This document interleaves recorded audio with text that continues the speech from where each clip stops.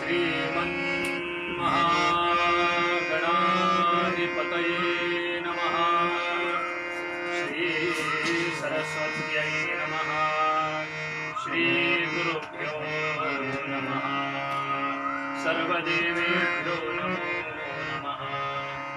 सजयति सिन्दूरवदनो देवो यत्पादपङ्कजस्मरणम्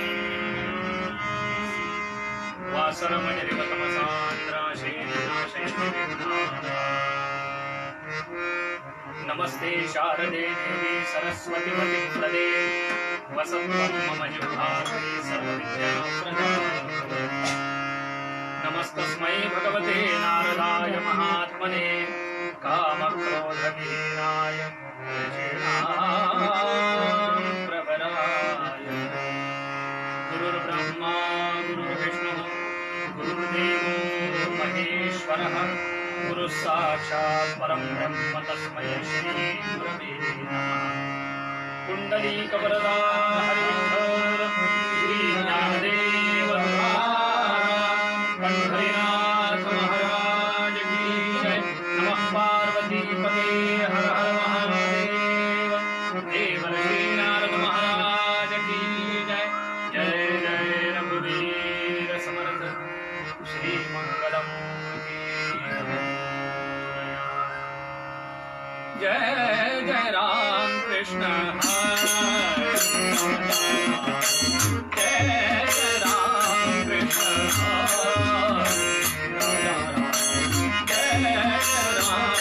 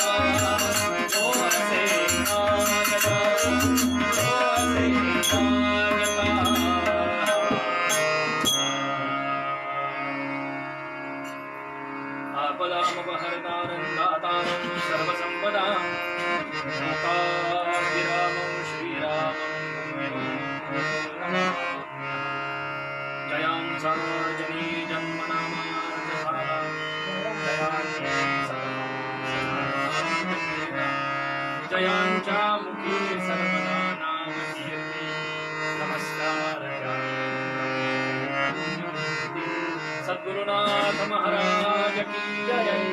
जय जय रघुवीर समर्थ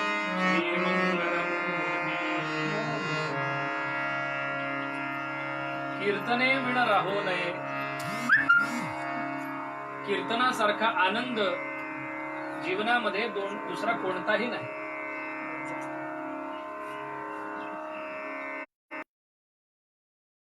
मंदिरांमध्ये झाली, मैदानामध्ये झाली, नाट्यगृहांमध्ये झाली, घरोघरी झाली. पण लॉकडाऊनमुळे देव लॉकअप मध्ये आणि भक्त लॉकडाऊन मध्ये. त्यामुळं कसं हित साधावं आणि कसं करावं म्हणून ठाईच बैसोनी करा एक चित्त आवडी अनंत आळवा. जिथे असेल तिथूनच भगवंताचं चिंतन करावं, स्मरण करावं. आलेलं हे सर्व जगतावर आलेलं विघ्न लवकरच तो दूर करेल. आता या कालखंडामध्ये खऱ्या भक्तांची परीक्षा आहे. कोण खऱ्या अर्थानं आपल्या हितासाठी जागा कशा तऱ्हेनं राहतो, ही आता खरी परीक्षा आहे. आजचा निरूपणाकरता निवडलेला अभंग, आजची मुळात कीर्तन सेवा फेसबुक लाईव्ह आणि फेसबुक लाईव्ह वर असं हे कीर्तन करण्याचा माझा तरी पहिलाच प्रसंग आहे. आकाशवाणीमध्ये झालं वगैरे, सगळीकडे कीर्तन झाली, परंतु फेसबुक लाईव्ह असं मी प्रथमच कीर्तन करतोय. काही थोड्या त्रुटी राहिल्या तर सर्व सज्जन वृंद, श्रोतृवृंदांनी मला उदार अंतःकरणाने क्षमा करा. यातच आपलं खरं हित आहे. कानपुराचा आवाज थोडा कमी.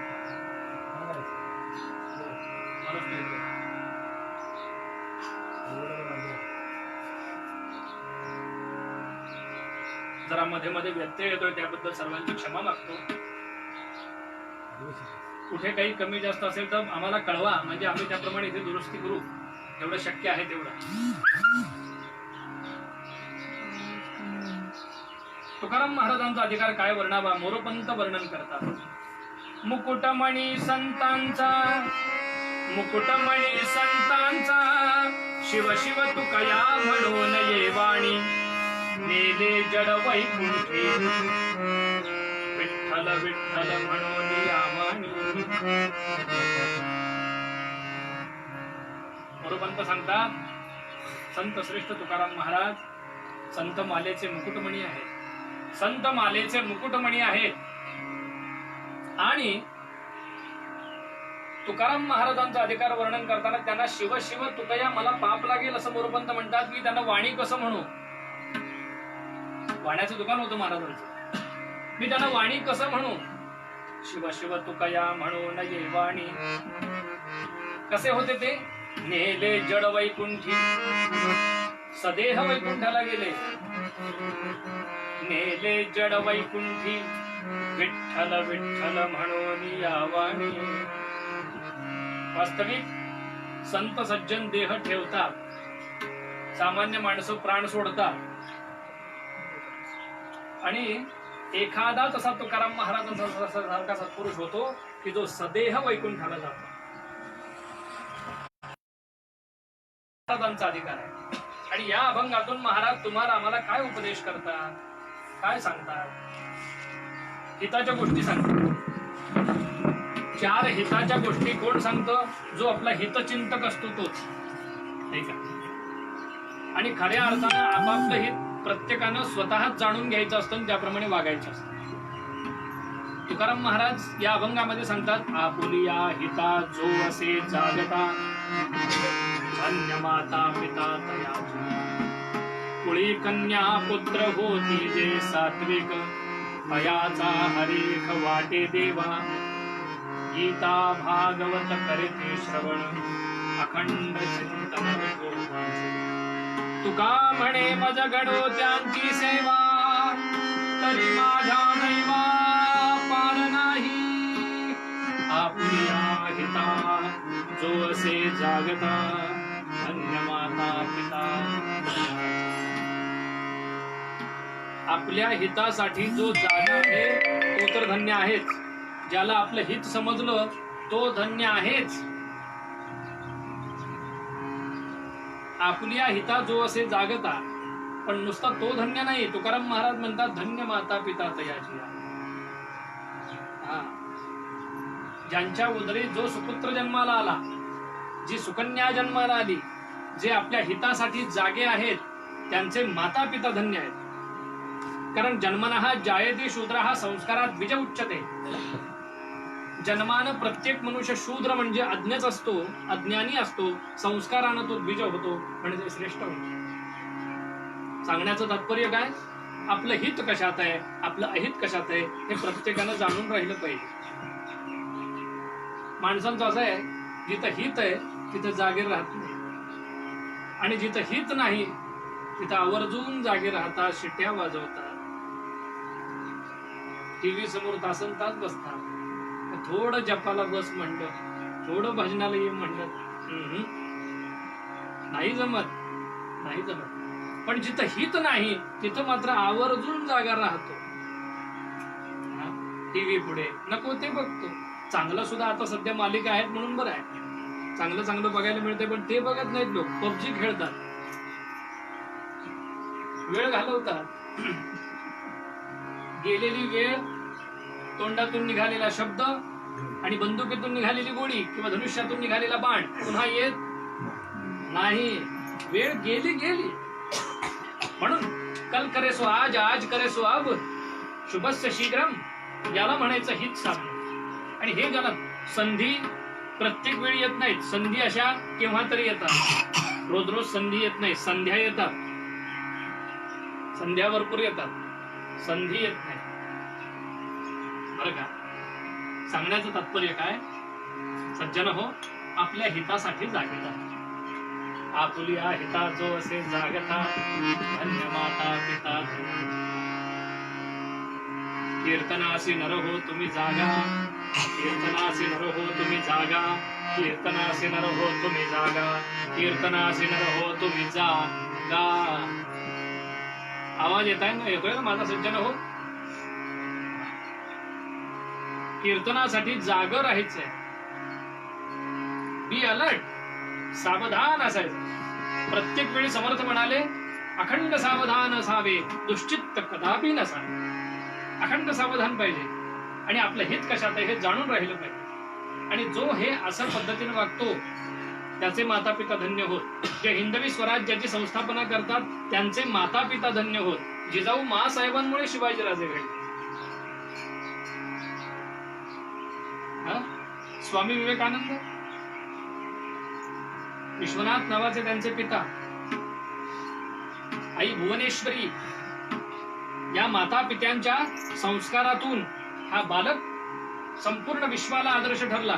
धन्य माता पिता तयाची, त्याचे माता पिता धन्य होते. कोण? कुळी कन्या पुत्र होती जे सात्विक, तयाचा हरिक वाटे दिवा. ज्या कुळामध्ये सात्विक मुली आणि सात्विक मुलं आहेत, बरं का, काळजीपूर्वक ऐका सज्जन हो, ज्या कुळामध्ये तुकाराम महाराज अगदी विशेषत्वानं सांगतात, ज्या कुळामध्ये सात्विक मुलं आणि सात्विक मुली आहेत, तयाचा हरिक वाटे देवा. त्याचा हर्ष, त्याचा आनंद भगवंताला होतो. भगवंताला त्याचा आनंद वाटतो. तयाचा हरिक वाटे देवा. ज्या कुळामध्ये बघा, गीता भागवत करीते श्रवण, अखंड चिंतन विठोबाचे. ज्या घरामध्ये भगवंताचा अखंड नामचिंतन आहे आणि गीता आणि भागवत या दोनच ग्रंथांचं पठण, चिंतन, मनन आणि श्रवण होतं, ज्या घरामध्ये हे सर्व होतं, काळजीपूर्वक ऐका, वास्तविक आपल्याकडे किती मोठी ग्रंथ संपदा आहे. चतुर्वेदंच षट्शास्त्रम पुराणानामष्टादशम रामायणं भारतंच श्रुतिस्मृती प्रकीर्तितः. 4 वेद, 6 शास्त्र, 18 पुराण, रामायण, महाभारत एवढी मोठी ग्रंथ संपदा असताना तुकाराम महाराजांनी फक्त 2च ग्रंथांचा उल्लेख केला, गीता भागवत करीते श्रवण. कारण गीता कर्माचा सिद्धांत सांगते. हतबल झालेल्या अर्जुनाला कुरुक्षेत्रावर भगवंताने गीतेच्या माध्यमातून उपदेश केला आणि त्याचा विषाद नाहीसा केला आणि त्याला हतो वा प्राप्स्यसि स्वर्गं जित्वा वा भोक्ष्यसे महीम तस्मात् उत्तिष्ठ कौन्तेय युद्धाय कृतनिश्चयः. तुझं हित याच्यात आहे असं भगवान गोपाल कृष्णाने त्याला सांगितलं. अर्जुना, मेलास तर स्वर्ग आहे आणि जिंकलास तर राज्य आहे. तेव्हा उठ, युद्धाचा निर्धार करणे उभा राहा. यात खरं हित आहे. हे अर्जुनाला सांगणारे कर्माचा सिद्धांत सांगणारी भगवद्गीता. प्रत्येकाला कर्म केलेच करावे, ध्यान धरलेच धरावे, विवरलेच विवरावे पुन्हा निरूपण. कर्म केलंच पाहिजे. कर्म केल्याशिवाय काही मिळणार नाही. कर्म तर केलंच पाहिजे. कसं कर्म केलं पाहिजे? चांगलं कर्म केलं पाहिजे. चांगलं कर्म केलं की चांगलं फळ मिळतंय, वाईट कर्म केलं की वाईट फळ मिळणार आहे. हा कर्माचा सिद्धांत आहे. पण तरीही माणसाला कळत नाही की बाबा चांगलं कर्म कुठलं आणि वाईट. बरं, वाईट कर्मामध्ये वाईट फळ मिळणार आहे हे माहीत असून माणूस वाईट कर्माकडे लगेच प्रवृत्त होतो. चांगलं संस्कृत एखादे भगवद्गीतेचे श्लोक म्हणावेत, ते शिकावं, ज्ञानेश्वर वाचावे, हरिपाठ वाचावे होत नाही. चुना लावावा तंबाखूला लगेच कळतो, ते पटकन शिकतो. पण हरिपाठ म्हणावं हे नाही कळत. हितासाठी जागच राहायचं कळत नाही. असो, वेळेची मर्यादा आहे. भगवद्गीता कर्माचा सिद्धांत सांगते. आणि श्रीमद भागवत बघा, भगवद्गीता कसं जगावं हे शिकवते आणि श्रीमद भागवत जगून झाल्यानंतर कसं मरावं हे शिकवते. म्हणून गीता भागवत करीती श्रवण, अखंड चिंतन विठोबाचे. वेळेची मर्यादा आहे. हे सर्व ज्या घरामध्ये, ज्या कुळामध्ये चालतं, जे आपल्या हितासाठी जागे आहेत, तुकाराम महाराज शेवटच्या चरणात सांगतात. तुका म्हणे मज घडो त्यांची सेवा, तरी माझ्या दैवा पार नाही. तुका म्हणे मज घडो त्यांची सेवा. महाराज म्हणाले, मला फक्त त्यांचीच सेवा घडावी. कुणाची? ज्या घरामध्ये वरच्या चरणामध्ये सांगितलेलं सगळं घडतं ते. कुठल्याही घराण्याची सेवा घडू नये.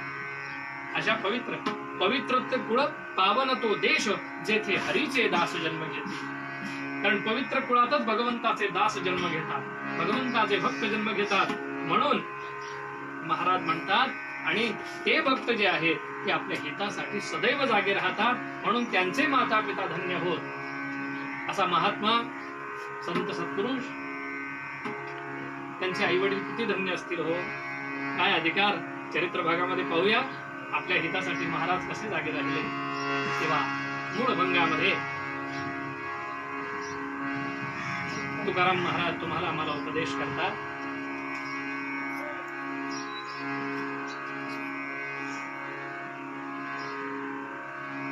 आपुलिया हिता जो असे जागता, धन्य माता पिता तया. आपुलिया हिता जो असे जागता, आपुलिया दादिंदा दिंदा, आपुलिया हिता जो असे जागता, आपुलिया हिता, आपुलिया हिता, आपुलिया हिता जो असे जागता. कीर्तन परंपरेप्रमाणे अर्धा मिनिट भजन करूयात, 1 मिनिट भजन करूयात. हाताने टाळी वाजवायची, मुखाने छान भजन करायचं. तुम्ही जिथे जिथे बसला असाल, प्रेमानं हे कीर्तन ऐकत असाल, त्यांनी त्या ठिकाणी बसूनच हाताने टाळी वाजवा आणि मुखाने अंतःकरणापासून भजन करा.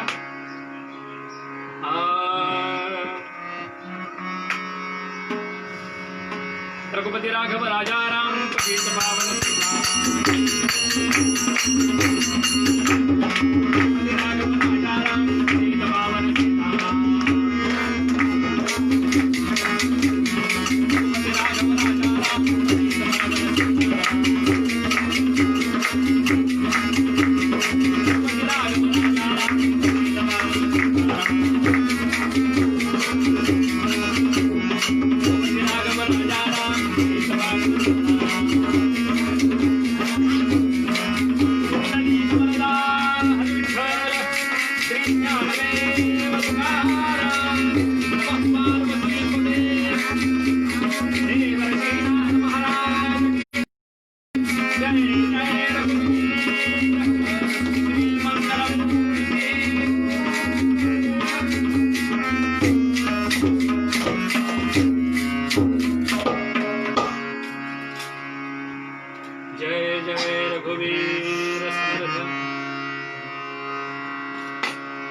श्री मंगल मूर्ति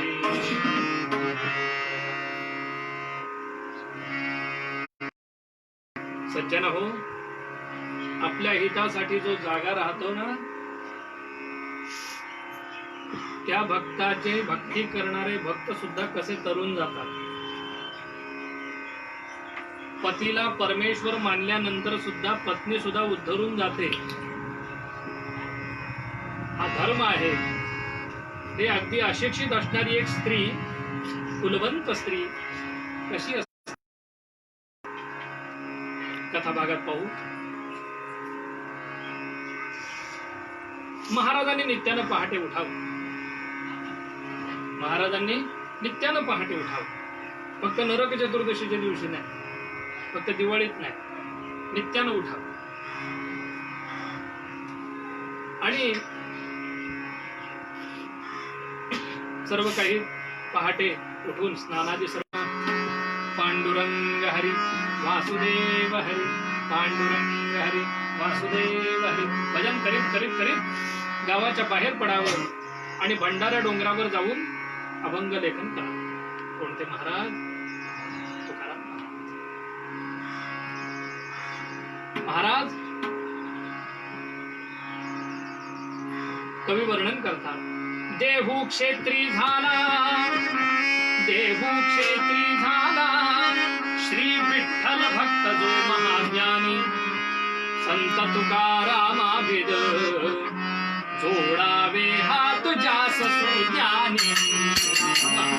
रामा रामा हरे हरे रामा रामा रामा रामा सीतापते रामा रामा रामा रामा रघुत्तमा रामा.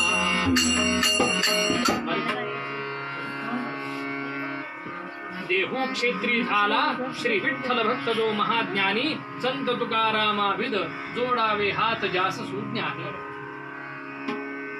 असे तुकाराम महाराज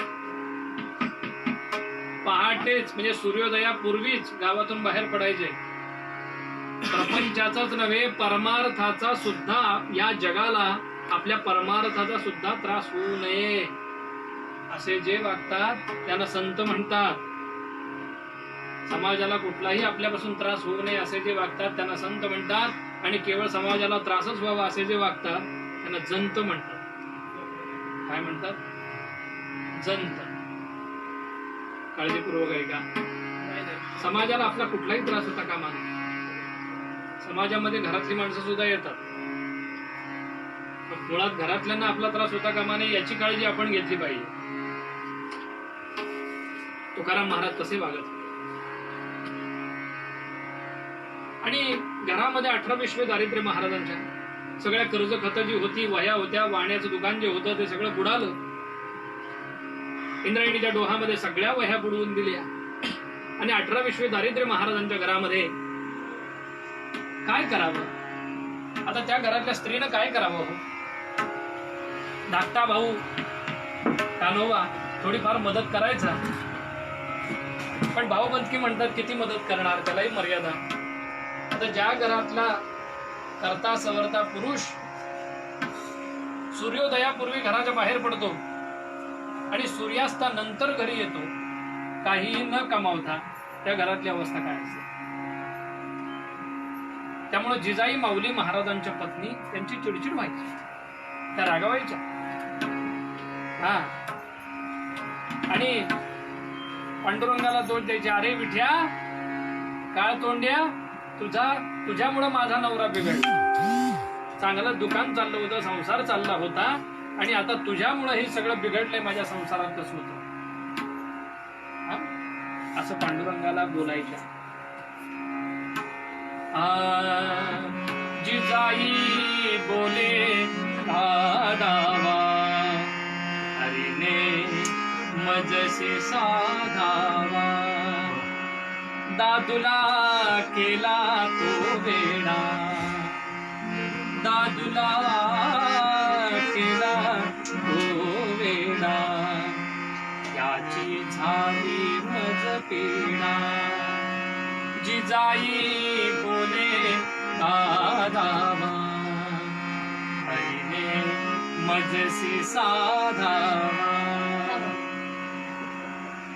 पांडुरंगा, माझ्या नवऱ्याला वेळ लावलंस. काय घरातली अवस्था, 18-20 दारिद्र्य, भग्न झालेलं घर, कोपिष्ट झाल्या होत्या जिजाई माऊली. आपण अत्यंत पतिव्रता. क्रुद्धया पितया साध्व्या रागेव पती भोजनात नागारी पयसपानम भोजनं तु कुतो भवे. जिजाई माऊली भंडारा डोंगरावर रोज भाकरी घेऊन जायच्या महाराजांकरिता, रोज भाकरी घेऊन जायच्या. आणि किती पातिव्रत्य होतं. पतिव्रता अशा होत्या जिजाई माऊली तुकाराम महाराजांना भाकरी जेवू घातल्याशिवाय स्वतः जेवणच काय, पाण्याचा थेंब सुद्धा प्यायचा, पाण्याचा थेंब सुद्धा घेत नसत. एक दिवस प्रसंग असा घडला, सज्जन हो काय सांगू. महाराजांना 2 मुलं, थोरली भागीरथी, धाकटा महादेव. आणि ही मुलं लहान लेकरं, 8-10 वर्षाची मुलगी, 7-8 वर्षाचा मुलगा. प्रसंग असा घडला, महाराज भंडारा डोंगरावर एकांतामध्ये अभंग लेखन सुरू आहे. आणि इकडे जिजाई माऊलीनं घरातली सगळी कामं आटोपली. त्र्यंबकेश्वरचे यशवंत बुवा, वैकुंठवासी यशवंत बुवा कबीश्वर, मोठे प्रकांड पंडित कीर्तनकार होऊन गेले. त्यांनी संस्कृत गद्यामध्ये जिजाई माऊलींचं वर्णन केलं. कशा होत्या जिजाई माऊली. अथैकस्मिन् भगवती सवितरी नभोमंडल मध्यमारूढे निर्वर्तित गृह कार्या सा तुकाराम भार्या सच्छिद्र मलिन वसना वेष्टित शरीर यष्टिः नित्य नियमानुसारतः स्वमस्तकन्यस्त भास्करी करंडका धृतांबु परिपूरित तुम्बी फला मह्यंदेहि मह्यंदेहि इत्याक्रोशात् संजात शुष्ककण्ठताल मूलैर्गलं नयन जलैर्धूलि धूसर विनोदतारकैः बालकैः समृद्ध चरणाभिमति भोजनदानैक समत्सुकान्तःकरणा भग्नजीर्णान् स्वशरणान् निर्जगाम.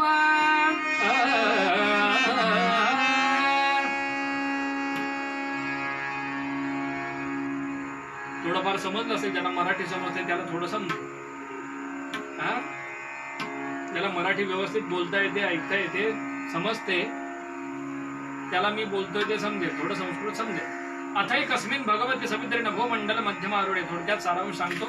सूर्यनारायण मध्यानाला असताना घरामधलं सगळी कामं जिजाई माऊलीने आटोपली, लेकरांना खाऊ घातलं. आणि लेकरं सुद्धा म्हणायची, आई आम्हालाही घेऊन जा ना ग बाबांकडे, आम्ही उठण्यापूर्वी बाबा निघून जातात आणि आम्ही झोपल्यावर घरी येतात, आम्हाला येऊ दे की ग डोंगरावर, आम्हाला यायचंय ना ग. असं हट्ट करावं मुलांनी. नको रे बाळांनो, तुम्ही येऊ नका, एवढ्या उन्हाचं कुठे येणार. माध्यान्हाला सूर्य डोक्यावर आहे, ऊन तळपतंय, आणि अशा वेळी तुम्ही येणार. नको, पाय भाजतील लेकरांनो. आई तुझ्या तरी पायात वाहणा कुठे आहेत ग, तुझे नाही का पाय भाजणार. अरे बाळांनो, अरे एवढे वर्ष मी संसार करते, सोसायची सवय आहे मला, चटके सोसायची सवय आहे मला, पण तुम्हाला नाही सहन होणार. काय सांगावं देवा. त्या करंडीमध्ये भाकरी घ्यावी. करंडीमध्ये 2 भाकरी घेतल्या, एक पतिराजा करता, एक स्वतः करता. मडक्यामध्ये चटणी भाजी जे काय होतं ते घेतलं, करंडीला वरून झाकण लावलं. तुंबी फल म्हणजे भोपळ्यामध्ये पूर्वी वाळलेला भोपळा असायचा, त्याला दोन्ही बाजूने छिद्र पाडून त्याला धरायला करायचे, त्याच्यामध्ये 4-5 लिटर पाणी मावेल एवढं तो भोपळा असायचा, त्याला तुंबी फल म्हणायचे. ते पाण्याकरता ते घ्यायचे. ते तुंबी फल भरून घेतलं, चुंबळ डोक्यावर ठेवून त्याच्यावर करंटी ठेवली आणि निर्जगाम भग्न जीर्ण झालेल्या घरातून फाटलेली साडी परिधान केलेल्या अशा जिजाई माऊली लेकरांची समजूत काढून घरातून निघाल्या. आणि जाता जाता जाता हो प्रचंड ऊन, खाली माती तापलेली आहे, पायाला चटके बसतात, पण काय करावं विचार नाही. पतिभोजनदान एक समुत्सुकांतःकरणा, म्हणजे पतिराजाला वेळेत भोजन मिळालं पाहिजे, हेच अंतःकरणामध्ये बस. आणि झप झप झप झप झप चालतात भंडारा डोंगराजवळ जाऊन पोहोचल्या.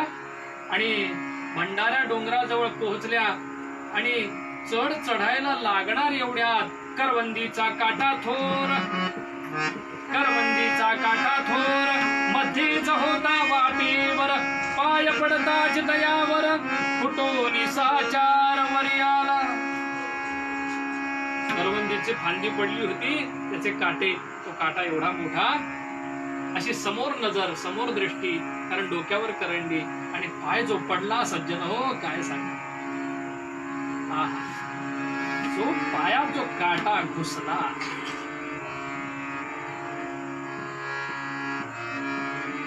बोटातून वरती आला हो.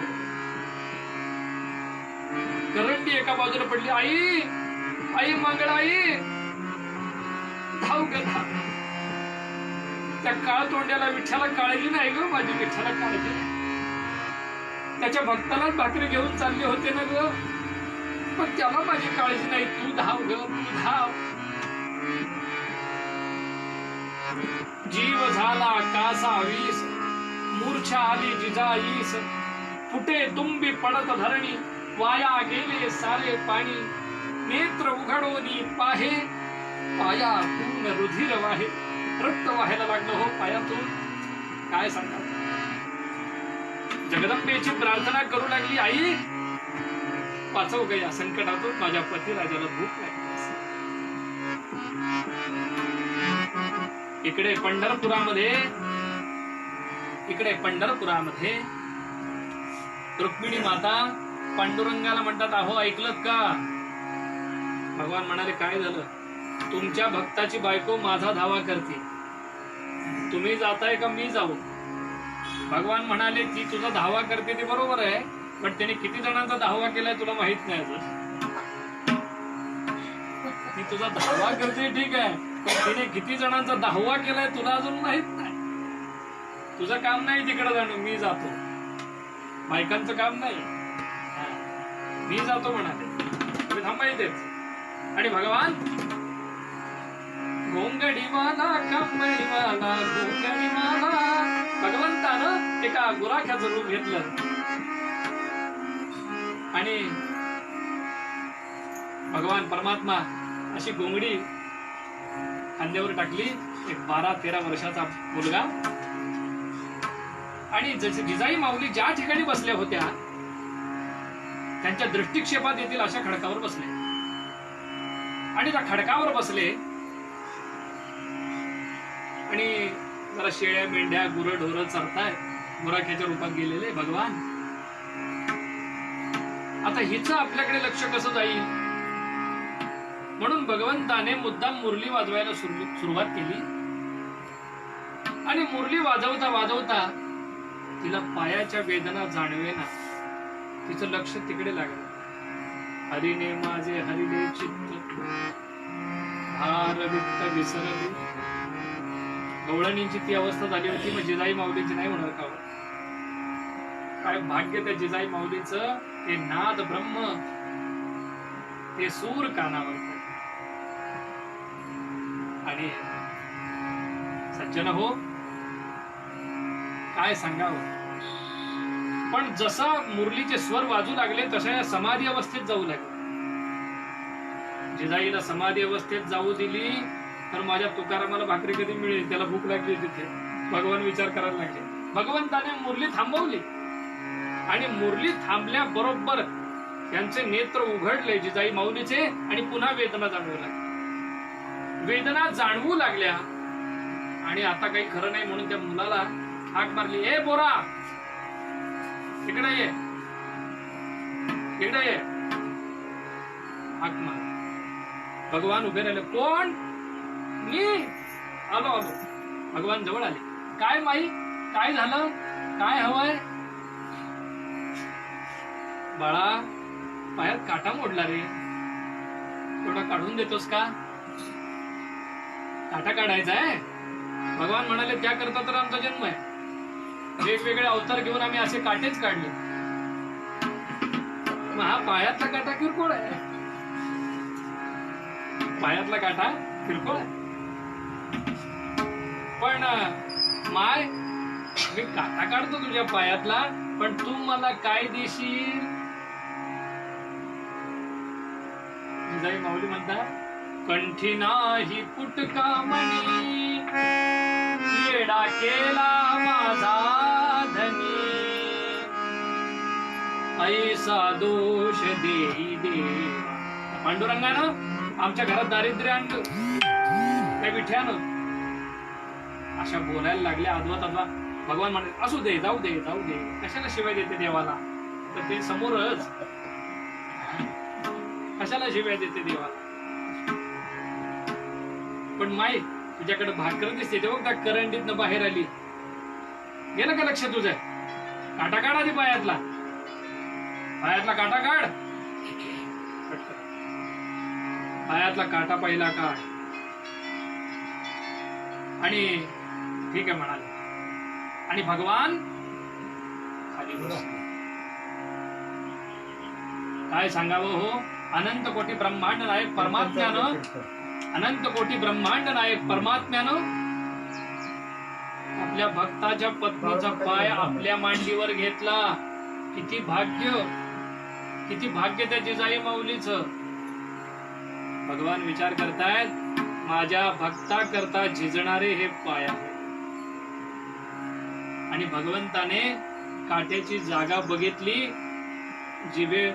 जिभेवर असं बोट फिरवलं आणि तिथली माती बाजूला केली आणि ती खाली नाही टाकली, पुन्हा जिभेवर घेतली. का घेतली जिभेवर? माझ्या भक्ता करता झिजणारे हे पाय, त्या चरणाची धूळ माझ्या जिभेवर घ्यावी. एवढे उपकार आपल्यावर आहेत हे भगवंताला सुद्धा वाटावं. त्या दोघांचे आपल्यावर एवढे उपकार आहेत की त्यांची चरण धूळ आपण ग्रहण करा. काटा शोधला, मिळाला. भगवंताला काय अशक्य आहे? करी दरी चरण हरी आवलीचा. भगवंताने अमृत हस्ते कंटकाले काढियले मग पंढरीनाथे, रुधिर पुसिले श्री भगवंते, क्षणात हरिला तापतीचा. धरी चरण हरी आवलीचा, करी धरी चरण हरी आवलीचा.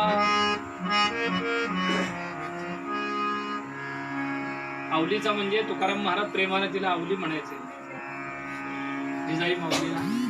आणि काटा भगवंताने काढला आणि नुसता हलका हात फिरवला. रक्त यायला लागलं म्हणून आपला शेला भगवंताने फिरवला आणि वेदना नाहीशा झाल्या. हो,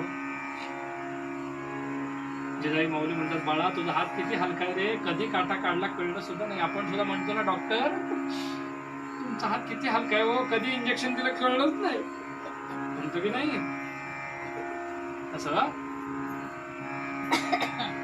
कधी काटा काढलाच बाळा कळलं सुद्धा नाही रे. आणि काय सांगा बाळा तुझं नाव काय असं विचारलं फक्त. बाळा तुझं नाव काय? आता खरं सांगावं तरी आपलं, खोटं सांगावं तरी आपलंच नाव आहे. मग खोटं सांगण्यापेक्षा खरंच सांगू ना. म्हणून भगवान म्हणाले माई जाऊ दे काय नावात काय, पण सांग की मेल्यात नाव काय तुझं?